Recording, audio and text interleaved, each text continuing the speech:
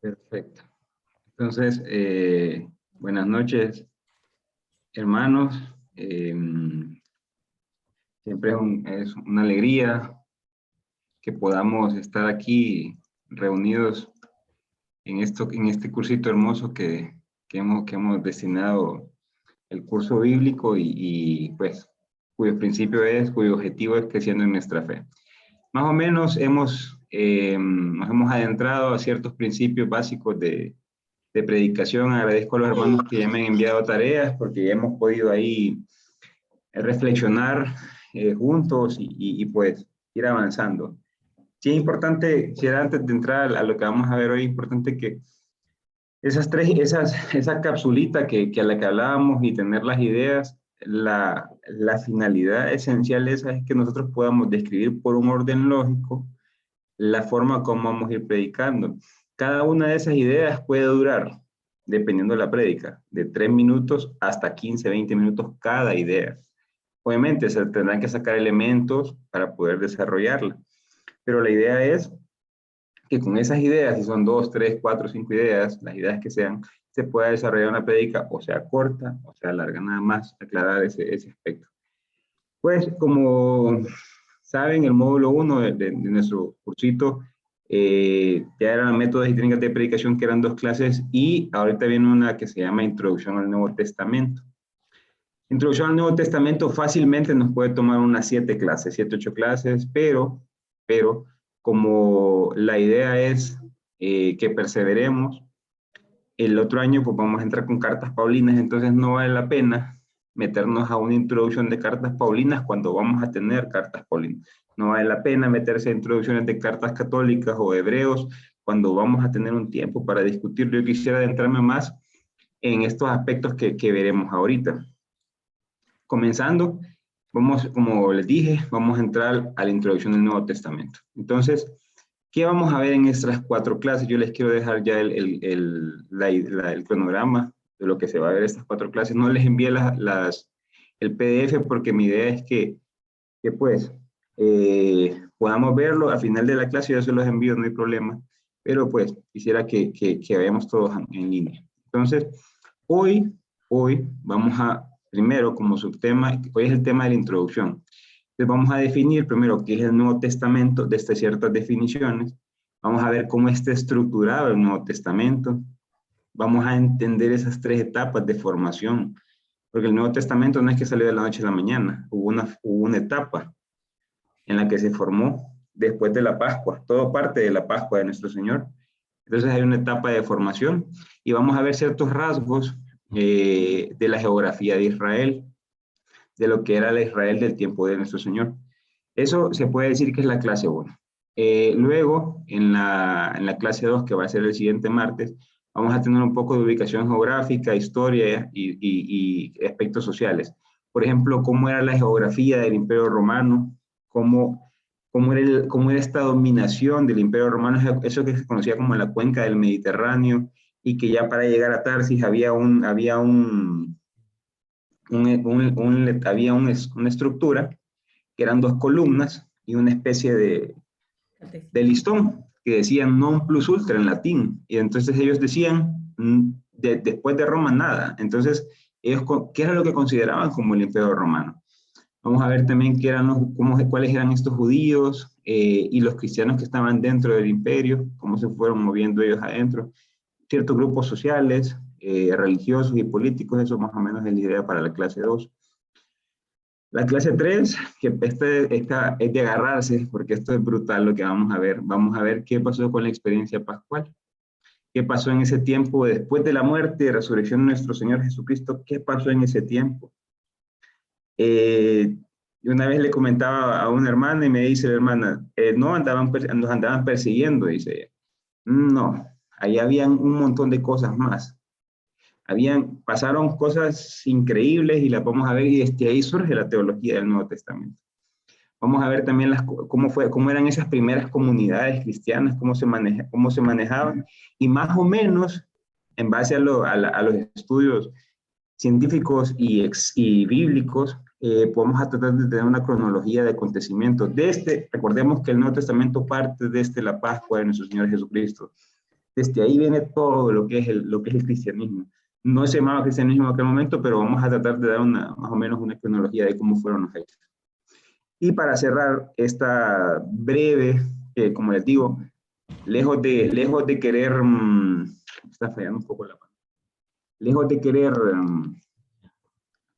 hacerla exhaustiva, porque vamos a ver todas estas cosas, lo que yo quiero es tener un vuelo de pájaro, pero que no sea tampoco laxo, o sea, no sea sencillo ni simple, sino que los antoje para que podamos seguir en el curso. Pues.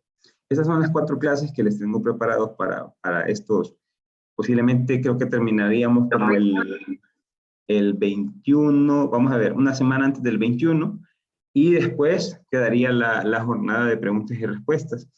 Que pues, por los tiempos de clase, que tenemos como solo una hora para hablar, se les pide que porque muy probablemente van a surgir un montón de preguntas acá.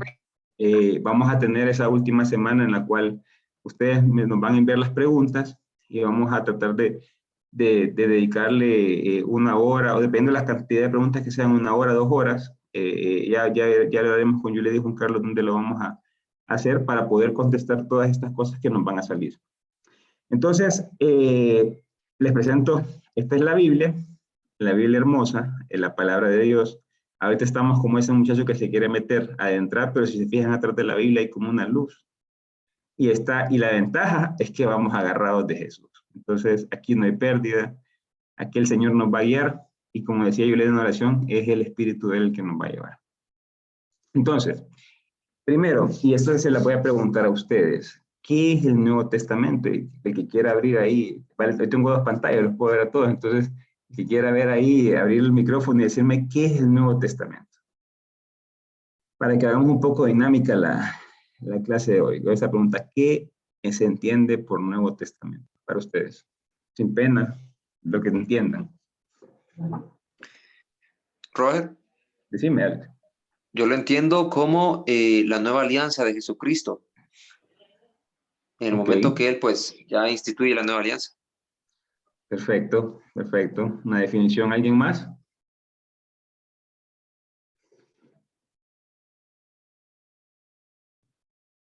A ver. ¿Quién me dio como una más o 2 más? A ver, Marcela, Okay. Wilman, ahí está Wilman, ¿ah? Wilman. Sí, bueno, para mí lo que es el Nuevo Testamento es un antes y un después, en lo que es el sacrificio de Jesús y también orientarnos en el camino que Él nos tiene. O sea, antes nos llevaba a través de lo que es profetas, pero ya después Él vino y se encarnó, entonces es un antes y un después. Perfecto, perfecto. ¿Una más? Robert, Diga, para mí es Oscar. el camino el nuevo camino del amor y el perdón para todos nosotros los cristianos. Perfecto, perfecto, perfecto. Está bien, perfecto. Ninguna está mal, todas están bien, son parte de las definiciones. Dígame, Yuli. Es que, bueno, es como la vida, la muerte y después de la muerte de Jesús, ¿verdad? La resurrección, es toda esa historia de la segunda parte de la Biblia, ¿verdad? Es la segunda parte de la Biblia donde nos narra la vida, la historia de Jesús que hizo, ¿verdad? Y qué es lo que pasó después de que él partió y resucitó, ¿verdad? Lo que es la evangelización. Perfecto. Entonces, vamos, yo les voy a dar unas par de definiciones ahí de que está perfecto lo que me dijeron, está perfecto. Primero, definición 1. Nuevo Testamento es un conjunto de libros escritos, Nuevo Testamento como un libro escrito de testimonios de primeras comunidades. Ojo esto. Es un libro escrito de testimonios de las primeras comunidades. Ya nos está diciendo algo, nos está mostrando que son las experiencias de los testimonios de las primeras comunidades. El Evangelio de Mateo, por ejemplo, es un evangelio desde la comunidad de Mateo. Es la experiencia que tuvieron con Jesús resucitado desde la comunidad de Mateo. La comunidad de Marcos, por ejemplo, es una experiencia de testimonios de la comunidad cristiana de Mateo, que era una comunidad pagana, perdón, de Marcos. ¿Qué les quiero decir con esto? A veces creemos, como entendemos la biografía hoy, no podríamos narrar que el Nuevo Testamento, que los evangelios son biografía de Jesús. No se podría entender así. Tal vez en aquel momento sí, pero como entendemos hoy, no es una biografía porque, si bien es cierto, se relatan ciertas cosas y se relatan en base a las experiencias de las comunidades. Por ejemplo, por ejemplo, no sé, Juan, vaya, que se escribe en el 100.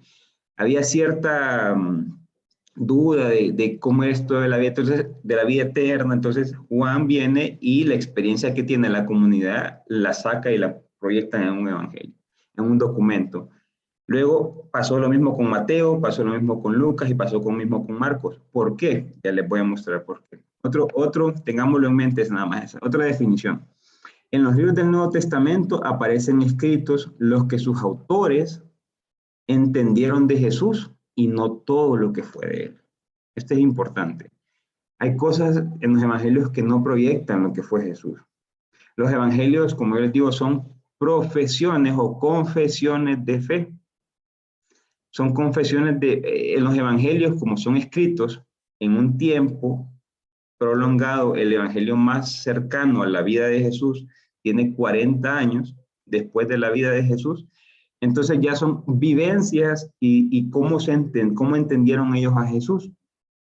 Entonces hay mucho de ya no el Jesús humano, sino un Jesús hijo de Dios, que es perfecto, que es fabuloso y que es por quien tenemos salvación.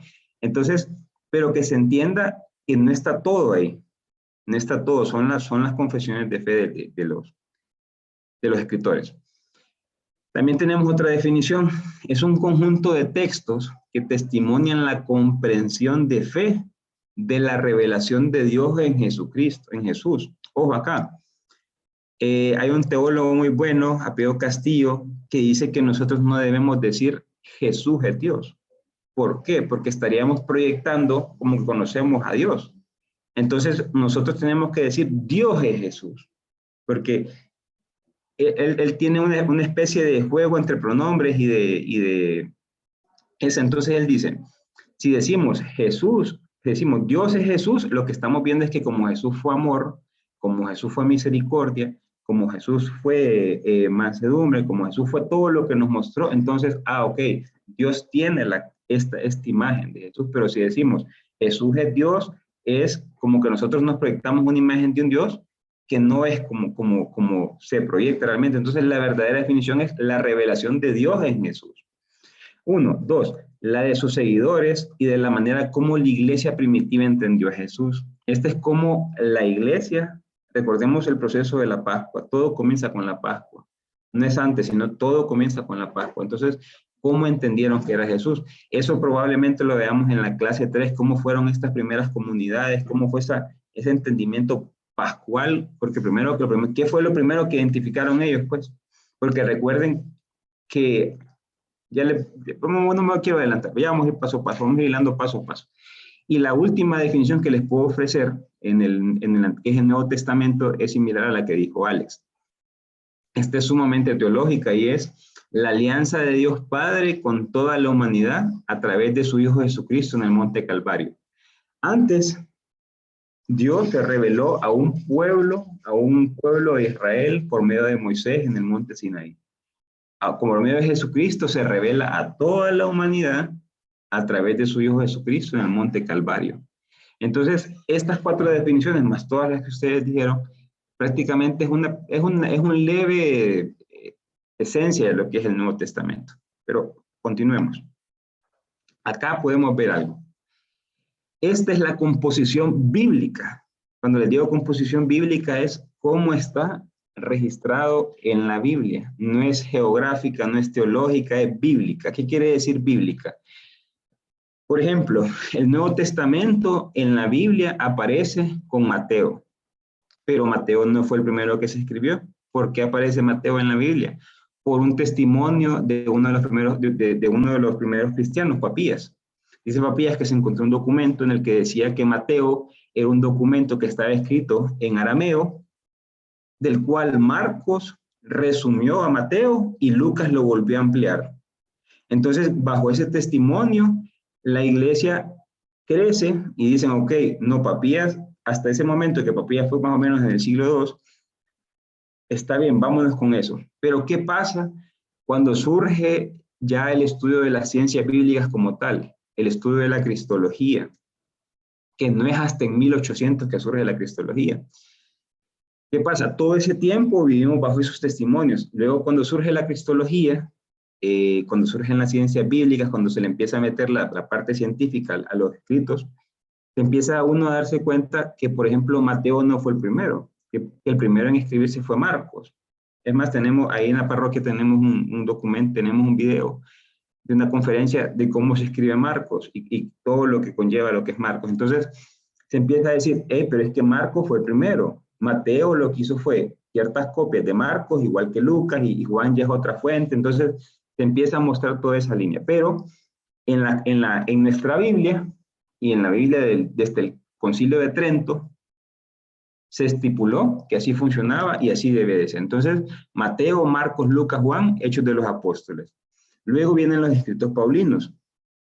Los escritos paulinos están divididos en 3 escuelas. Igual, tenemos Carta a los Romanos, que es el primer escrito que aparece aparece en nuestra Biblia. Primero y segundo de Corintios, que son el segundo y tercero. Esos están en orden bíblico, en orden de nuestra Biblia.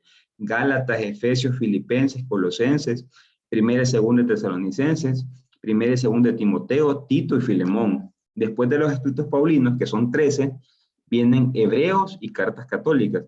Hebreos no se considera como carta, más Hebreos es una especie de predicación. Entonces no se considera como carta. ¿Por qué? Porque no tiene un saludo, no tiene un destinatario, no tiene los saludos finales, entonces no se considera como carta. Luego las cartas católicas porque en latín católico es universal, o sea, para todos, son Santiago, primera y segundo de Pedro, primera y segunda y tercera de Juan, y Judas. Y por último, que este es un escrito es el Apocalipsis. ¿Por qué se separa? Porque son escritos, ya tienen otro tipo de lenguaje, de un lenguaje literario diferente. El lenguaje literario es el Apocalipsis, es el apocalíptico, perdón, que es de que trata de la escatología. Entonces, totalmente diferente. Hay ciertos libros que son escatológicos, como por ejemplo la de Judas, y ciertos pases de Mateo, por ejemplo, Mateo 25, otras cosas ahí, pero se separan. Entonces, ¿cuál es la tarea para ustedes para la próxima semana? Yo voy a agarrar a alguien de los que tengo aquí en pantalla y le voy a decir, por ejemplo, Xiomara, dígame cómo está la composición bíblica. Sencillo, Mateo, Marcos, Lucas, Juan, Hechos de los Apóstoles, la carta a los Romanos, primera y segunda de Corintios, Gálatas, Efesios, Filipenses, Colosenses, primera y segunda de Tesalonicenses, primera y segunda de Timoteo, Tito, Filemón, Hebreo, Santiago, 1 y 2 de Pedro, 1, 2, 3 de Juan, Judas, Apocalipsis, 27 textos. Entonces, ¿en qué nos va a servir? Que podamos nosotros, cuando agarremos la Biblia, va a decir, ok, yo quiero ver 2 de Corintios. 2 de Corintios está después de Romanos y antes de Gálatas. Entonces, es sencillo, me voy fácil, pero para que vayamos practicando y poniendo un poco, usando nuestra Biblia y pudiendo conocer un poco más el Nuevo Testamento. Esto, recordemos, es Nuevo Testamento. No nos vamos a ir a buscar nada de esto, el Antiguo, ni vamos a venir a buscar libros de Joel, ni de Isaías, ni de Baruch al Nuevo Testamento. Todo esto es Nuevo Testamento.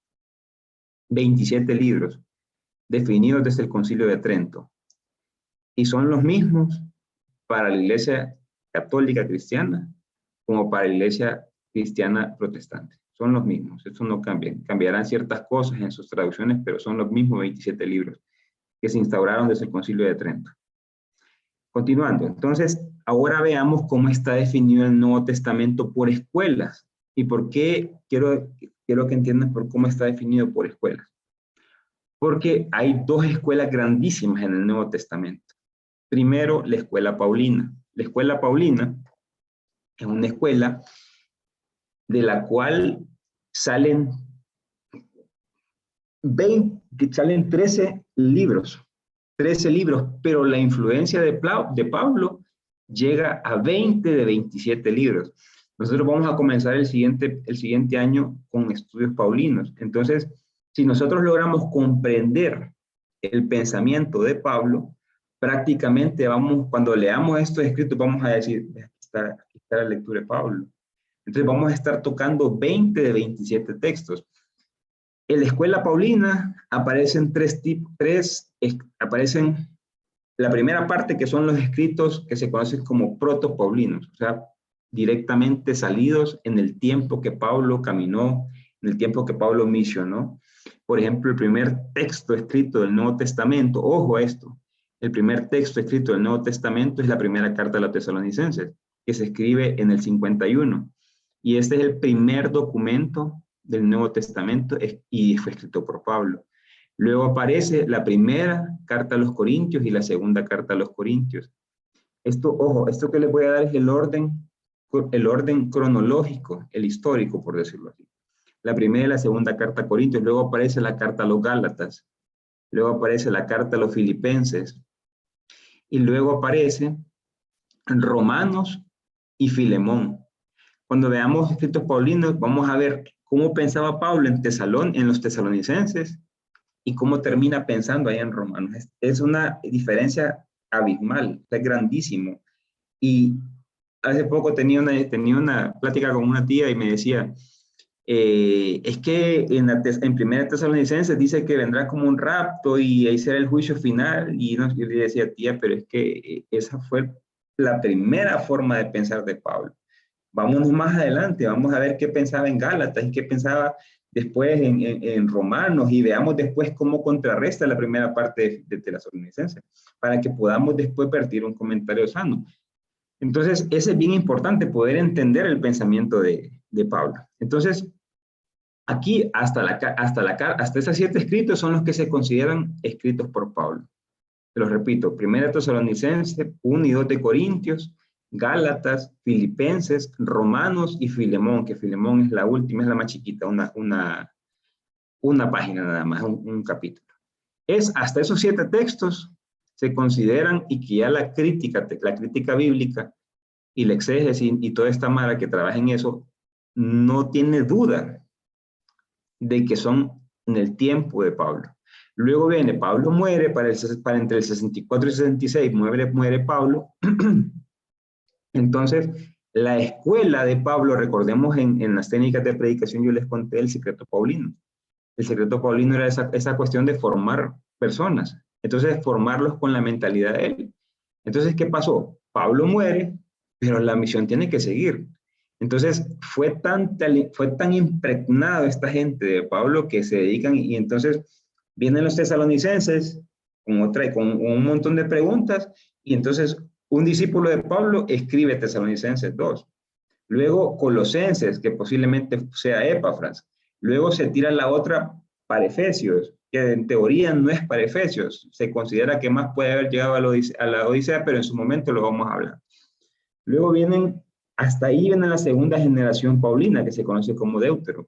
Y la Trito, o cartas pastorales, que ya es un poco más alejada del tiempo de Pablo, porque Pablo acaba en el 64, esta segunda generación escribe entre el 70 y el 90, y la tercera generación escribe entre el 90 y el 100. ¿Cuáles son esta generación? Primera y segunda Timoteo y la carta a Tito, lo que se considera como cartas pastorales.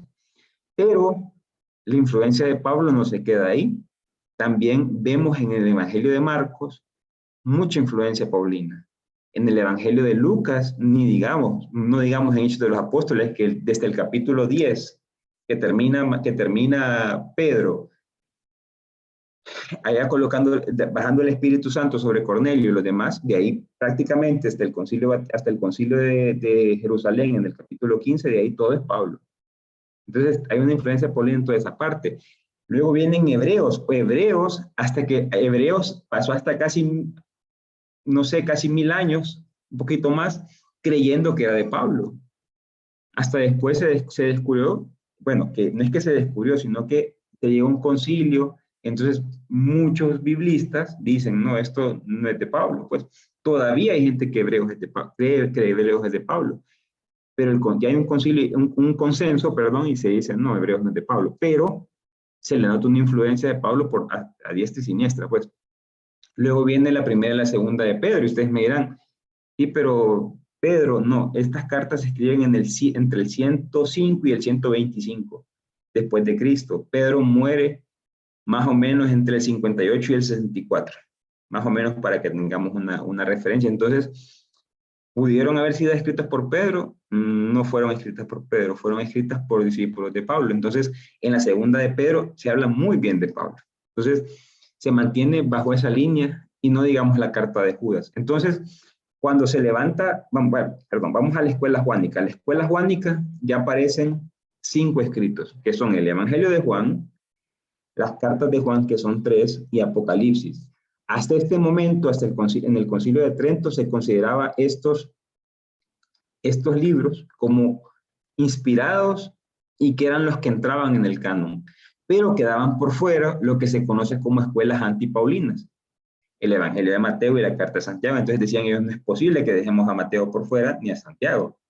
Se puso a estudiar nuevamente estos dos documentos y se descubrió que pues se les conoce como antipaulinas. ¿Por qué? Porque no es que rechazan a Pablo, porque para Pablo todo es gracia, todo se lleva por la fe, pero es que entender la fe de Pablo es entender que es entregarse completo al hermano, es entregarse en todo, no solo creo y ya, no, es una entrega total. Entonces, ¿qué es lo que hace Santiago? Como había un montón de gente en aquel tiempo que decía, por la fe me salvo, yo solo creo y ya, Santiago lo que hace es, sí, fe, pero con obras, para ser un poco más explícito. Entonces, cuando hacen esos estudios, se dan cuenta y dicen, no, realmente no está en contra de Pablo, está a favor, lo que está haciendo es ampliando por el contexto en el que están viviendo. Lo mismo Mateo 25, cuando va a hacer lo del juicio final, unos a la derecha, otros a la izquierda, los de la derecha, cuando tuve hambre me dices de comer, tuve sed me dices de beber. Entonces, es una fe, pero la fe de Pablo muestra eso. Entonces, al final se forma este conjunto de los 27 textos bajo esas 3 escuelas, que realmente, como podemos ver, si nosotros podemos entrar al pensamiento de Pablo, vamos a entrar al 75% del Nuevo Testamento, pues, bajo la idea, bajo el pensamiento paulino. Por eso, para 1870, aparece un alemán de apellido Reimarus, y él dice lo siguiente. Dice que Jesús, el cristianismo, es una invención de Pablo. ¿Por qué? Porque hasta más, cuando ya en las siguientes clases vamos a ver esto, pero no se encontraba un testimonio de Jesús si no es por los evangelios. Pero él decía este muchacho, obviamente, él en ese tiempo se podía ser perseguido y lo podían matar. Entonces, él escribe como 3 volúmenes y los deja, muere. Cuando él muere, el hijo llega a una biblioteca y le dice, mira, estos son los documentos de mi padre, a qué le parecen interesantes, y los publica. Y entonces ahí donde surge una idea de decir, de verdad Jesús existió. Entonces es hasta en 1800 que aparece la cristología. ¿Qué es la cristología? Es el estudio de Cristo, el estudio de Jesús. Entonces abarca el Jesús de la tierra, el Jesús terreno y el Cristo. Recordemos que el Cristo es el Mesías, el ungido, el que aparece con la resurrección. Entonces, uno cuando entiende estas cosas dice, realmente que él pensó esto, porque mira que todo el Nuevo Testamento está influenciado por Pablo, pues. Pero es que, o sea, Pablo fue el instrumento perfecto del Señor. Entonces, surgen un montón de cosas que iremos viendo, tratando de ver en estas 4 clases, pero para que vayan viendo y les vaya agarrando un poco de sabor de lo que vamos a ir viendo. Ahorita, sí, continuando con esto del Nuevo Testamento, vamos a ver una cronología del Nuevo Testamento. Aquí hay 3 etapas. Yo les dije hace un momento las 3 etapas de formación del Nuevo Testamento. Primero, la etapa de Jesús de Nazaret. El tiempo que Jesús anduvo, que nuestro Señor anduvo en la tierra. Si lo ven, yo lo dato del 6 antes de Cristo al 30 después de Cristo. Nosotros decimos, ¿cómo? Usted me va a decir, Roger, pero el 6 antes de Cristo. Y sí, vamos a explicar un poco acá. Jesús nosotros lo tenemos considerado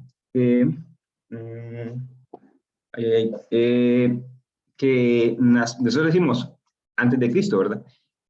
¿Qué pasa?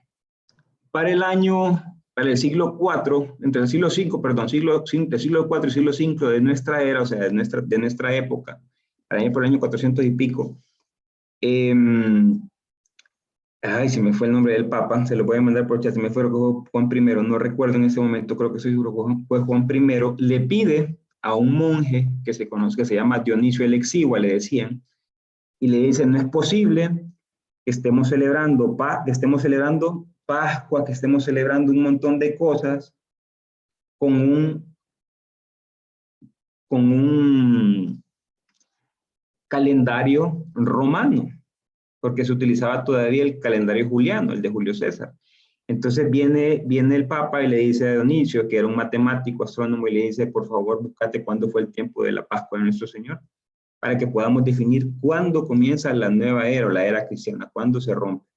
Entonces, este monje empieza a indagar, empieza a investigar, y empieza a darse cuenta que ya tenían, para el tiempo que el monje encuentra eso, tenían 525 años, habían pasado desde la Pascua de nuestro Señor Jesucristo. Entonces, a raíz de eso se instaura y dice, ok, hace 525 comenzó la era cristiana. Entonces, ahí comenzamos, pero a nuestro querido hermano Dionisio se le pasaron ciertas fechas. Ya les voy a explicar la otra parte. Luego viene con el Papa Gregorio, para el 1500 y pico, y viene y él descubre, por medio de sus allegados, que hace falta otras cosas, porque en el calendario romano se tomaba mucho en cuenta el tiempo lunar, no tanto el tiempo solar. Entonces no se consideraban años bisiestos y otro tipo de cosas. Entonces el Papa Gregorio XIII, lo corrige y dice, ok, este es nuestro nuevo calendario y seguimos con lo que, porque eran ciertas correcciones pequeñas. Pero cuando empieza a estudiarse el Cristo, dice, empiezan a encontrar ciertas cosas y dice, ok, pero a nuestro querido Dionisio se le olvidó de que Jesús nace en el tiempo de Herodes. Y Herodes murió en el año 4 antes de Cristo. Entonces, desde ahí ya hay un desfase de 4 años. Pero a Dionisio también se le olvidó que a Herodes anduvo matando a todos los niños de 2 años en el tiempo de Jesús. Entonces, hay 2 años más. Entonces, nuestro Señor Jesucristo pudo haber nacido entre el 6 y el 7 antes de Cristo. O sea, que nuestro Señor pudo haber durado entre 36 y 37 años después de Cristo. Esto ya está aceptado por todas partes, pues, por la misma iglesia, pero ¿qué cambiaría? Tendríamos que cambiar calendarios y un solo relajo, entonces decidieron, no, quedémonos como estamos, pues, pero enseñemos que el Señor pues, nació en ese tiempo. Entonces, ¿qué pasa en esa etapa? Y es la etapa en la que el Señor nace en el reinado de Herodes y vive en Nazaret como un judío piadoso.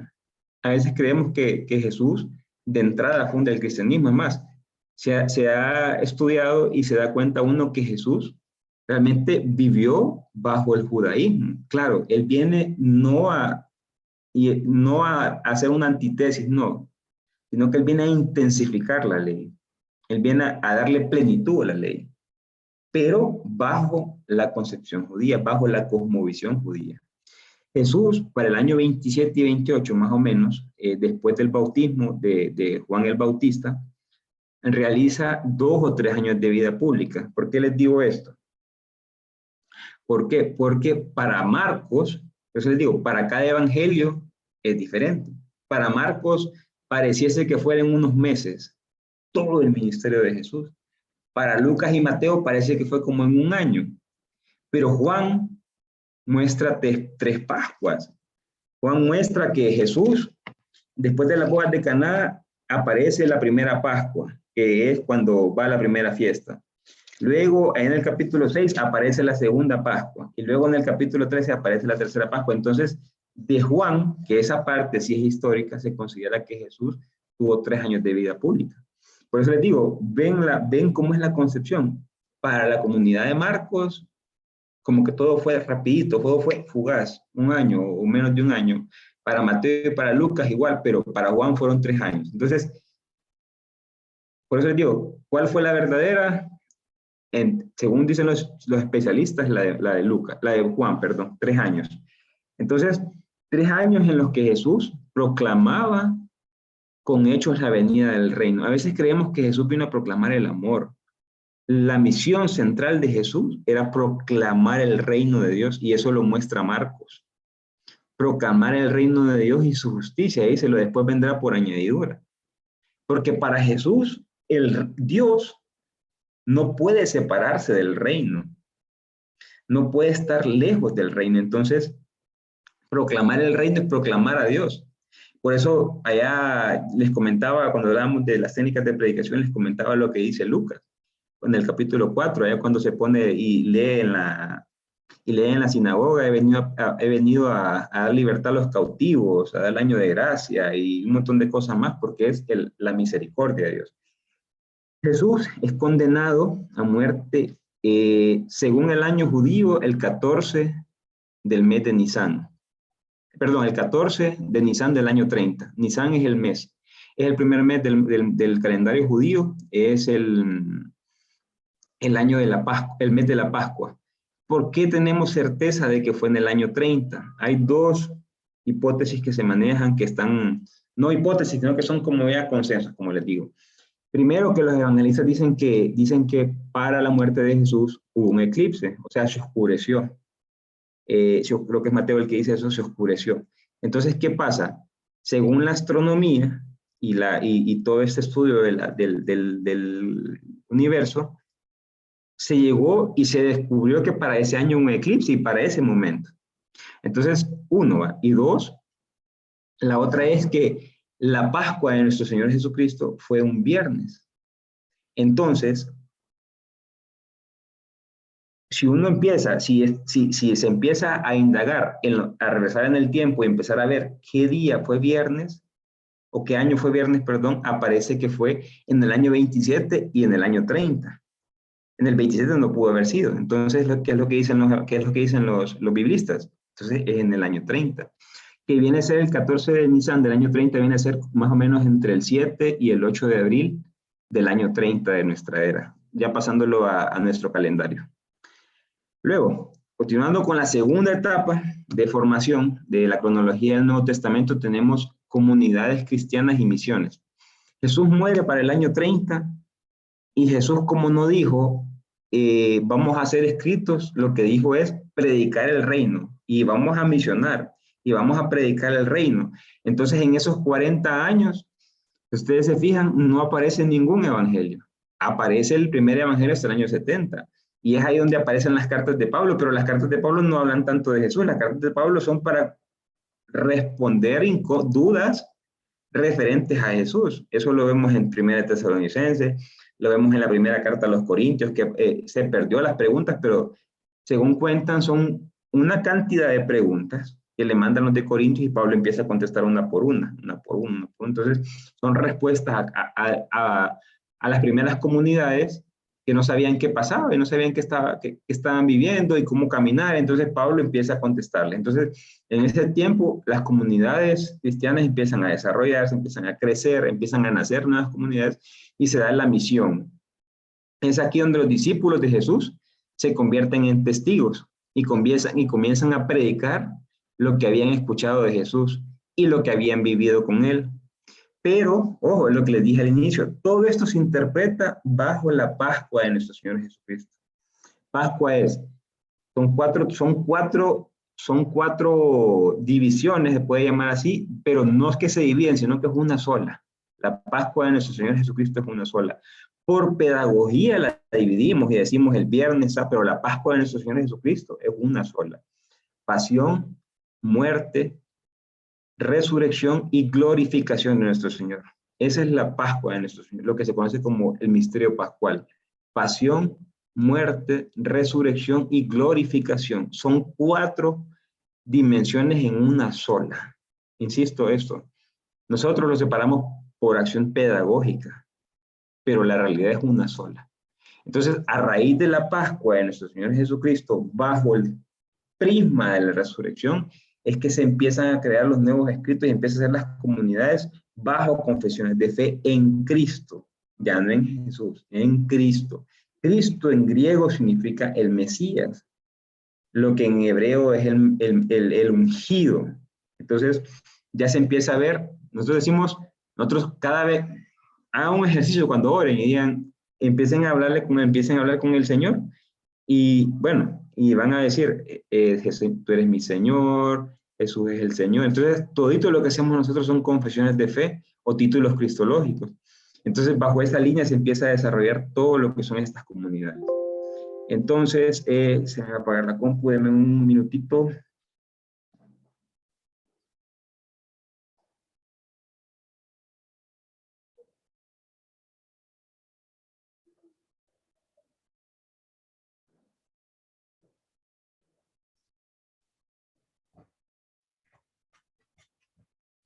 Hermanos, recordarles mientras se conecta Roger que vayan haciendo sus anotaciones, sus preguntas. Probablemente mañana les vamos a mandar un formulario, ¿verdad? Para que podamos ir registrando algunas preguntas, ¿verdad? Y ya ir enlistándolas ya desde ahora. Perfecto, perdón, es que pensé que iba a durar, pero no. Bueno, entonces, aparte de eso, y eso lo encontramos en Hechos de los Apóstoles, en el capítulo 2, en el verso 42, cómo se manejaban las primeras comunidades. Entonces celebraban la fracción del pan, se mantenían unidos en oración, convivían todos juntos, lo que dice el Padre Ovidio, la coinonía, y se mantenían bajo la enseñanza de los apóstoles. Entonces, así se manejaban las primeras comunidades, bajo esa línea, entre esos 30 y 70, entre el año 30 y el año 70 después de Cristo.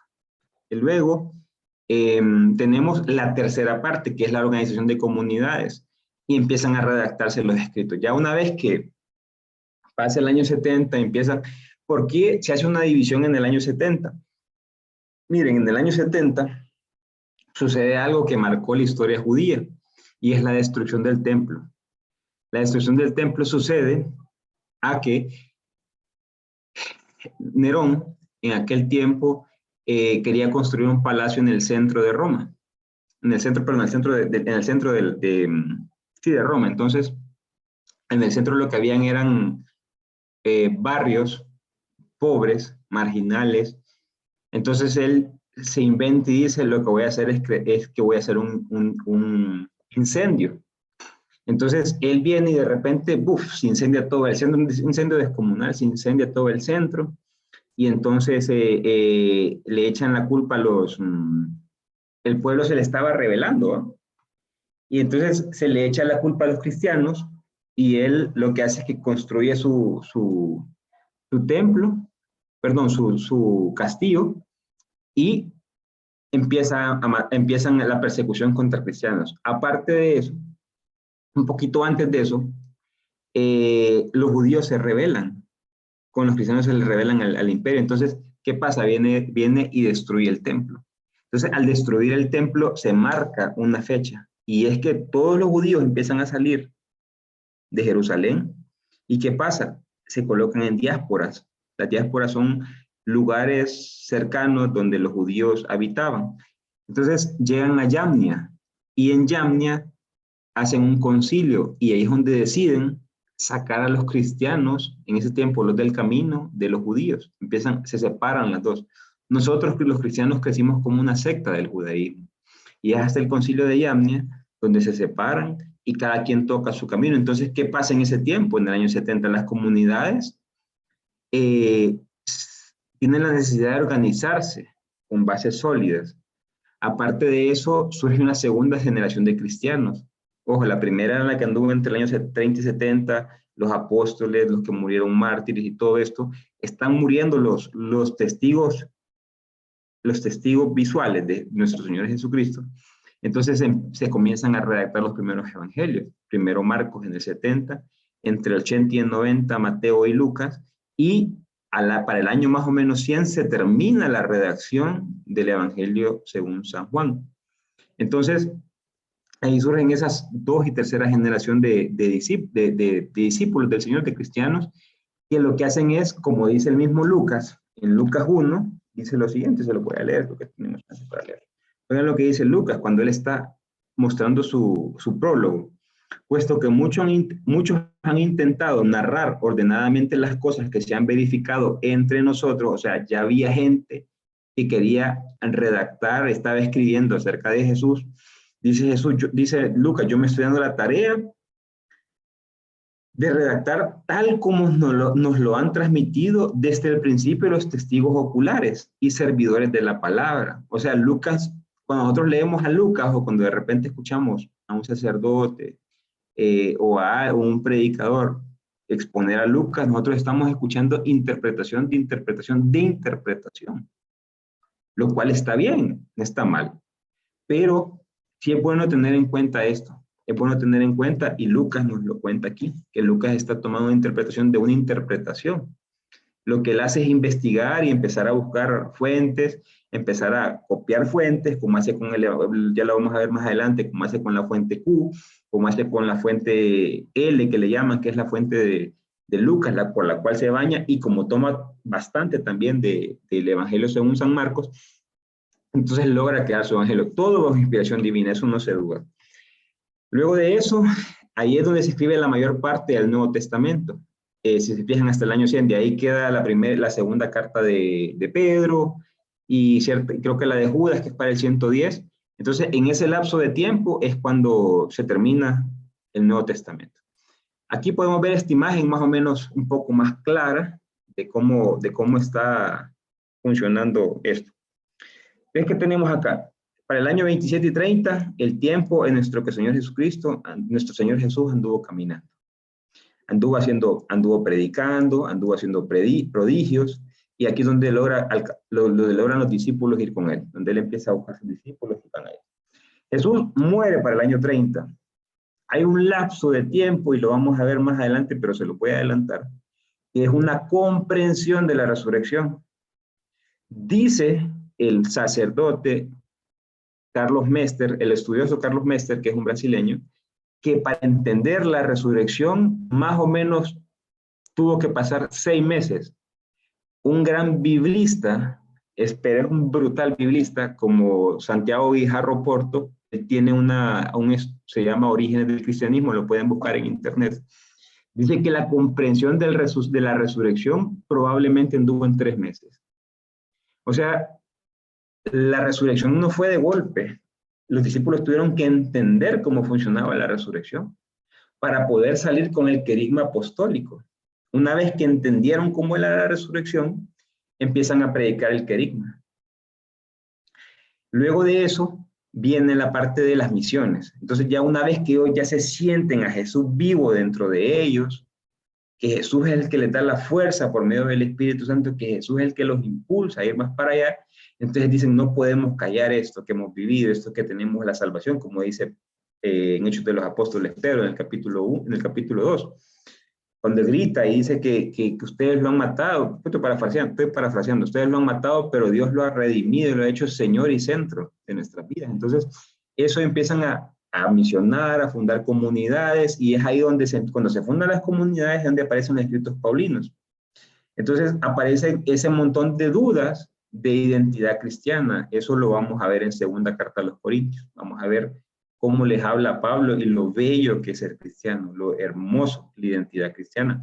¿Por qué? Porque como nosotros nos separamos del judaísmo, en ese tiempo había mucha comunidad judeocristiana. ¿Qué es la judeocristiana? La judeocristiana es por la cual aparece el concilio del concilio de Jerusalén en el año 49.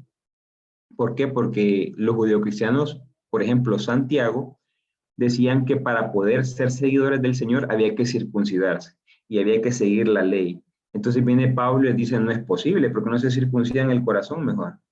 Ya esto de la ley ya fue superada, ya Jesús vino a superar la ley. Entonces ya no tenemos que circuncidar nuestro cuerpo, vamos a circuncidar nuestro corazón, y desde ahí partimos. Entonces, había muchas comunidades que lo que querían es que volvieran a ser esclavos de la ley, cuando Jesús vino a superar y hacerlos libres de la ley. Entonces, ahí se empiezan a dar esos riñes. Luego, para el año 70 y el 120, que es como les digo, la organización comunitaria, y ustedes me dirán, ¿cómo sabes estas fechas? Es interesante poder entenderlo. ¿Por qué? Porque como yo les dije, fue un tiempo de persecución. Cuando Nerón empieza a perseguir cristianos, que lo que hacía era el circo romano, que a los cristianos los agarraba y en una barra los ponía a la par, los amarraba y los quemaba vivos. Y él, a los que pudieron estar con nosotros viendo la película de Pablo con la parroquia, o lo pueden ver después, ahí van a poder ver más o menos una idea de cómo era ese tiempo de persecución. Entonces él hacía todo el bulevar y ponía cristianos en fuego, pues. Entonces, en ese tiempo de persecución, se escribe, por ejemplo, el Apocalipsis, que el Apocalipsis es para dar esperanza en el tiempo de persecución. Entonces, es un tiempo de perseverar y es ahí donde las primeras comunidades empiezan a asemejarse con la muerte con la muerte de nuestro Señor Jesucristo, con el martirio, con el sufrimiento de nuestro Señor Jesucristo, entonces, de nuestro Señor Jesucristo, perdón. Entonces empiezan a decir, mi muerte tiene sentido redentor, porque yo lo veo a la luz de la Pascua de mi Señor Jesucristo. Entonces empiezan esas persecuciones judías, por el tema de los judíos los agarraban y los entregaban a los romanos. Empiezan las persecuciones romanas. Luego en ese tiempo también aparecen los gnósticos. Los gnósticos es una secta que lo que ellos empiezan a ver bien bonito el tema de Jesús, pero dicen, Jesús no fue humano. Jesús lo que era es un espíritu, el Hijo de Dios que bajó en su concepción divina y se encarnó, no es que se encarnó, sino que venía y él, conforme iba creciendo, la ropa le crecía. Es más, hay unos apócrifos que dicen que Jesús agarraba tierrita, la armaba y de repente soplaba y salían pajaritos. O sea, ese tipo de doctrinas, de herejías empiezan a aparecer. ¿Y qué pasa? Es ahí donde aparece la carta de Efesios, es ahí donde aparecen las Colosenses. ¿Por qué? Porque son cartas que van escritas contra esas herejías. Por ejemplo, el Evangelio de Juan, en su prólogo, dice que el verbo se hizo carne, ¿sí? Entonces, son contrarrestando esas posturas gnósticas, de decir que Jesús era nada más espíritu, que Jesús no sufrió, que eso de la cruz fue puro show, pues, y que Jesús así como, o sea, nada de sufrimiento. Entonces, todo eso empieza a surgir. ¿Y qué pasa también? La demora de la parucía. Jesús no venía. Pablo en 1 Tesalonicenses dice él, yo voy a estar acá y voy a ver que Jesús viene y me voy con él. Y después en Romanos, Pablo entiende, en Gálatas, perdón, desde Gálatas para adelante entiende que la parucía no es así. Entonces, a raíz de que no venía el Señor, te recuerdan todo, pues, y empiezan a hablar desde el reino de Dios y un montón de cosas que, pues, la idea es verlo. Lo que yo quiero nada más es antojarlos ahorita. Entonces, ante ese tipo de la parucía, ¿qué pasa? Hay un desánimo en las comunidades, o lo podemos ver en el Apocalipsis, en la carta a la Odisea, que es una comunidad que está completamente relajada, es una comunidad de un cristianismo light, como dice el padre Risa, es una comunidad que no le importa nada, pues, y se está metiendo mucho en el gnosticismo, y el gnosticismo tenía una cosa, y era que, como el cuerpo no importa, entonces ellos espiritualmente grandísimos, pero el cuerpo lo ocupaban solo para tener sexo, para hacer esclavos a la gente, o sea, el cuerpo había que destruirlo. ¿Por qué? Por esa idea gnóstica. Entonces, surgen ese montón de cuestiones ahí que iremos viendo conforme vayamos avanzando como les digo, conforme vayamos avanzando en nuestra presentación. Luego de esto, ya más o menos para ir finalizando y para recalcar y que nos quede claro esto, la primera etapa fue el ministerio de Jesús, el anuncio del reino, año 27 y 30, más o menos. La segunda etapa de fundación de comunidades y actividad misionera del año 30 al 70. Ahí no se escribe ningún evangelio. Ahí lo que se escribe son cartas que van destinadas a comunidades para poder ayudarlos en la formación, para poder ayudarles en cosas teológicas, en un montón de cosas, en el entendimiento del Señor Jesucristo, en cómo funcionaba. Ahí donde Pablo surge con la idea de que Jesús murió por nosotros, por nuestros pecados, para la salvación, porque es el Cordero, un montón de cosas surgen ahí. E igual vamos a ver. La tercera etapa, que ya es organización de comunidades y redacción de escritos, como le hemos mencionado. Como les dije, en la segunda etapa, en estos años 30 y 70, se escribe Primera Tesalonicenses, se escribe Gálatas, Primera de Corintios, Segunda de Corintios, Filemón, Romanos y el Evangelio de Marcos. Esos 8 escritos. Y en la segunda etapa, que ya se escribe Segunda Tesalonicense, Colosenses, Efesios, Primera de Timoteo, Segunda de Timoteo, Tito, Hebreos, y ya para el final se escribe Santiago, Primera de Juan, Segunda, Tercera de Juan, Apocalipsis, Primera de Pedro, Judas y Segunda de Pedro. Nuestro Señor Jesucristo. Entonces, mis queridos hermanos, antes de terminar,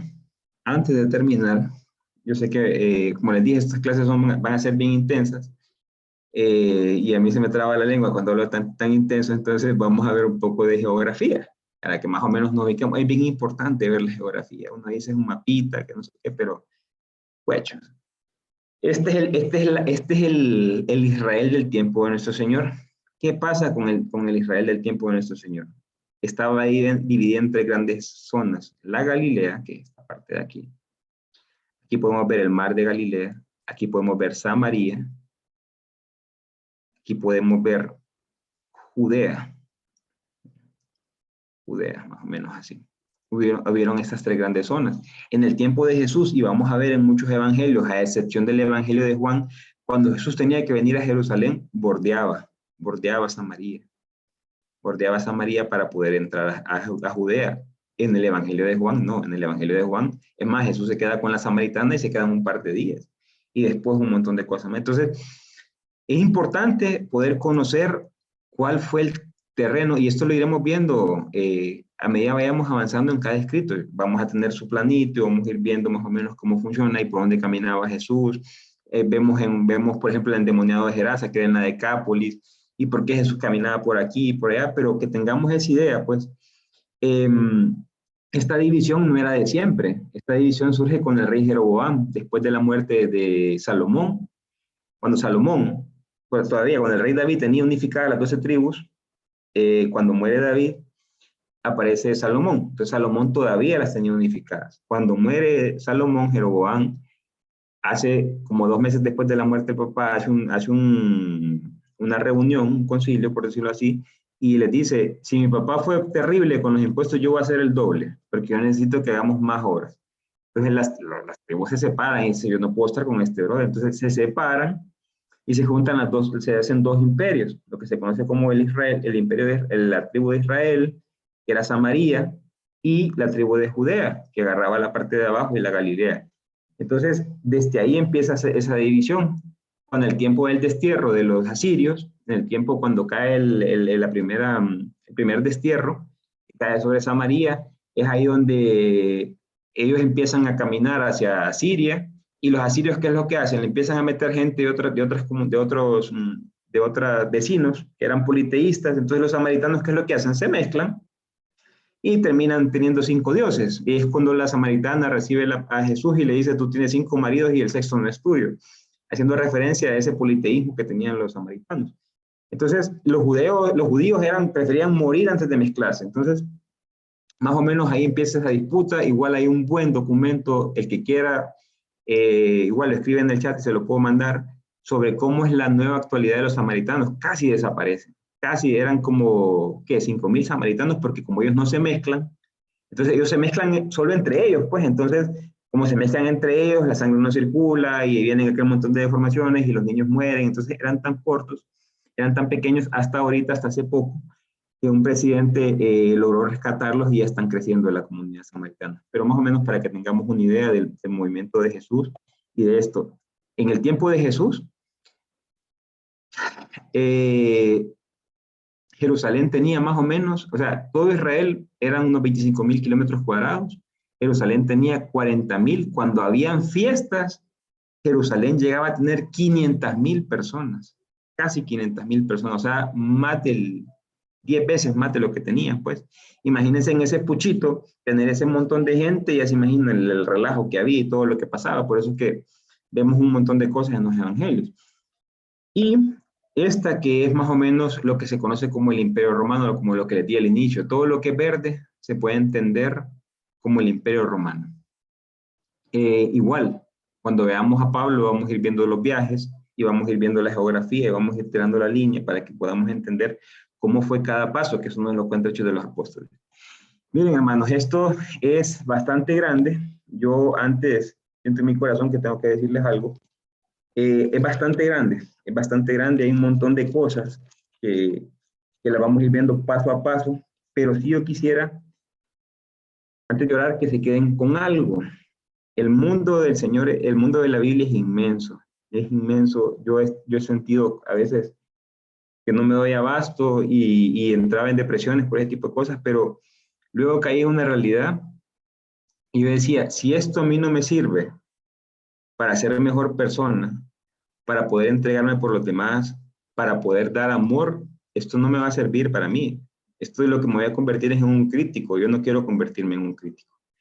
Y el fin de semana leí una lectura y se las quiero leer para que vean más o menos que esto nos va a servir en la medida que nosotros podemos entregarnos por los demás, en la medida que podemos tener a Jesús y a toda esta gente como ejemplo de vida para poder servirles, para poder amarlos, para poder, una vez me dijo mi mamá, vos estás estudiando para poder pelear con la gente. Y yo le digo, no, madre, le dije, yo estoy estudiando para ser libre y feliz. Porque yo necesito, y yo te quiero regalar de lo que yo tengo para que seamos libres y felices los dos, le digo. Entonces, ¿qué pasa? Les voy a leer 1 Corintios 3, ustedes después lo meditan después, para que vean qué es lo realmente importante en la vida. Dice 1 Corintios 13, ya podría yo hablar las lenguas de los hombres y de los ángeles, si no tengo amor, soy como el bronce que suena o cimbala que retiñe. Ya podría tener el don de profecía y conocer todos los misterios de la ciencia, o poseer la fe capaz de trasladar montañas. Ojo, si no tengo amor, nada soy. Ya podría yo repartir todos mis bienes, incluso entregar mi cuerpo a las llamas. Si no tengo amor, nada soy. El amor es paciente, bondadoso, no tiene envidia, no se jacta, ni se orgulla, es decoroso. No busca su interés, no se irrita, no toma en cuenta el mal, no se alegra de las injusticias, se alegra de la verdad. Todo se excusa, todo lo cree, todo espera, todo lo soporta. El amor no acabará jamás. En cambio, desaparecerán las profecías, desaparecerán las lenguas, desaparecerán la ciencia. En realidad, nuestra ciencia es parcial y parcial nuestra profecía, pero cuando venga lo perfecto, desaparecerá. Cuando yo era niño, en realidad la ciencia es parcial y imperfecta nuestra profecía, pero todo esto desaparecerá. Aquí en otra Biblia dice, la fe y la esperanza desaparecerán, pero el amor jamás desaparecerá. Jamás. ¿Y qué es el amor? El amor es Dios. Entonces yo quiero que ahí vamos a hacer una oración final para que sea el Señor que nos instruya en este camino, porque es un camino bien grande, es un camino hermoso, pero si nos dejamos guiar por Él, va a ser sumamente bello, va a ser hermoso. Entonces, ahí donde estamos, Señor Jesús, quiero darte gracias por la vida de cada uno de estos hermanos, Señor, porque han tomado de su tiempo para poder estar reunidos, para que podamos aprender de ti, Señor. Por los hermanos que no pudieron conectarse y que lo verán de manera sincrónica también, Señor, te pedimos por ellos, para que seas tú entrando con esa fuerza consoladora, con esa fuerza misericordiosa y con esa fuerza que nos llena de amor, que podamos ser a imagen tuya ejemplo para los demás, Señor. Que todo esto que aprendemos, Señor, lo podamos poner en práctica para el bien, Señor, para el bien de nuestros hermanos, para nuestro propio bien, Señor, siempre teniendo como estandarte de batalla el amor, la justicia, la misericordia. Te alabamos y te bendecimos, Señor, y te entregamos nuestra vida para que tú nos sigas instruyendo, para que tú nos lleves por este camino hermoso que es el Nuevo Testamento. Te agradecemos por haber utilizado a Pablo, por haber utilizado a toda esta gente, Padre, que tú tenías destinado para enseñarles estos misterios que ahora nosotros podemos descubrir y conocer a la luz de la fe, a la luz del Espíritu Santo que nos instruye, nos lleva a cosas más grandes. Te bendecimos y te alabamos, Padre de la gloria, a ti que eres digno de honra, gloria y majestad por los siglos de los siglos. Amén. Amén. Amén. Mis queridos hermanos. Amén. Gracias, Roger. Ahí estamos. Estuvo excelente, muchísimas gracias. Yo creo que hemos aprendido bastante el día de hoy. Es importante que si ustedes creen necesario, vuelvan a ver el video. Lo estamos subiendo, ¿verdad? Diga, Eric. ¿Qué dice Eric? Ah, las tareas.